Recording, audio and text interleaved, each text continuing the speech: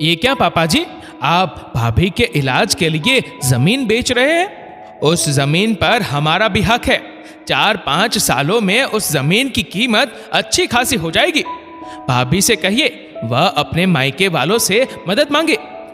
दिलीप ने अपने पिता केदारनाथ जी से कहा, हाँ पापा जी, आज भाभी के इलाज के लिए आप जमीन बेच रहे हैं, कल को कोई और समस्या आ गई तो घर भी बेच देंगे क्या?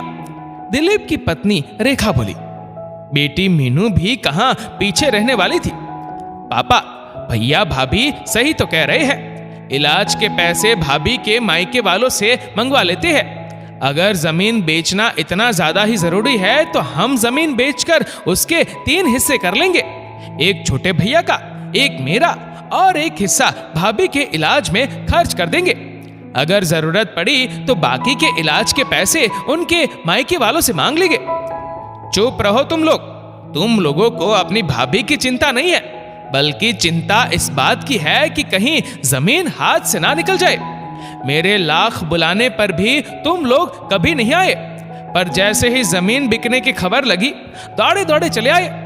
केदारनाथ जी बेटा बेटी को खा जाने वाली नजरों से घूर रहे थे। केदारनाथ जी के 2 बेटे और एक बेटी थी। केदारनाथ जी गांव में जमींदार के यहाँ हिसाब किताब देखने का काम करते थे। इसी आमदनी से उन्होंने एक छोटा सा 2 कमरों का मकान बनवाया था और एक छोटी सी जमीन ले रखी थी। बड़ा बेटा राकेश स्कूल में अध्यापक था। उसकी पत्नी प्रतिभा गृहिणी थी। उनकी एक 14 वर्षीय बेटी सुहानी थी। छोटा बेटा दिलीप शहर में नौकरी करता था। केदारनाथ जी की पत्नी का 2 वर्ष पहले कैंसर से निधन हो गया था। बड़ी बहू प्रतिभा को लिवर में समस्या आ गई थी।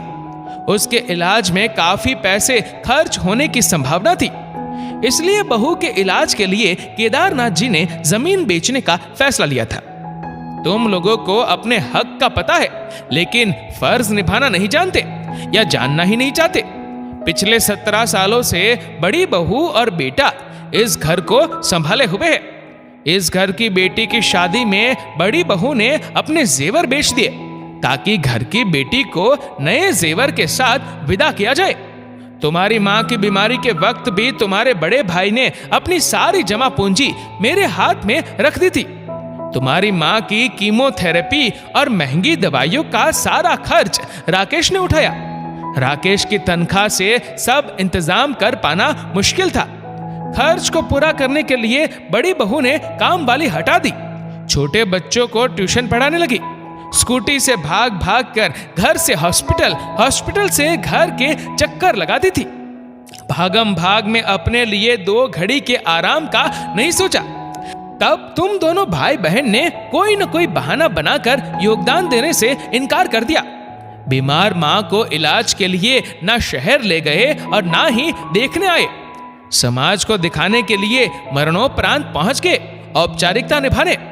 इस सब में कितना खर्चा हुआ कभी पूछा तुमने अपने बड़े भाई भाभी से? बड़ी बहू ने हमेशा हमारी निस्वार्थ सेवा की। बुढ़ापे की लाठी बहू ही होती है, इस कहावत को सार्थक किया। मुझे बहू का त्याग, समर्पण सब दिखाई देता है। आज जब मेरे बेटे बहू को मेरी जरूरत है तो मैं अपने कर्तव्य से पीछे नहीं हटूंगा। मैं जमीन बेचकर अपनी बहू का इलाज करवाऊंगा। जो बुरे वक्त में काम नहीं आ सकते उन्हें अपने कहलाने का कोई हक नहीं है। केदारनाथ जी ने कहा। बात कड़वी थी मगर 16 आने सच थी। बेटा बेटी अपने किए पर शर्मिंदा थे। केदारनाथ जी ने जमीन बेचकर बहू का इलाज करवाया। बहू स्वस्थ होकर घर आती है और केदारनाथ जी उसके पैरों की छाप लेकर उसका गृह प्रवेश करवाते हैं। दोस्तों, परिवार आपसी सहयोग से ही चलते हैं। अपने अधिकारों के साथ साथ फर्ज का ज्ञान होना भी जरूरी है। इस वीडियो को लेकर आपकी क्या राय है नीचे कमेंट करके जरूर बताइएगा। और अगर आपको वीडियो अच्छा लगा हो तो इस वीडियो को लाइक करेगा, शेयर करेगा ज्यादा से ज्यादा लोगों तक। और ऐसे ही और भी इंस्पिरेशनल वीडियोस के लिए सब्सक्राइब करें हमारे यूट्यूब चैनल को और फेसबुक पर फॉलो करें हमारे पेज को। धन्यवाद।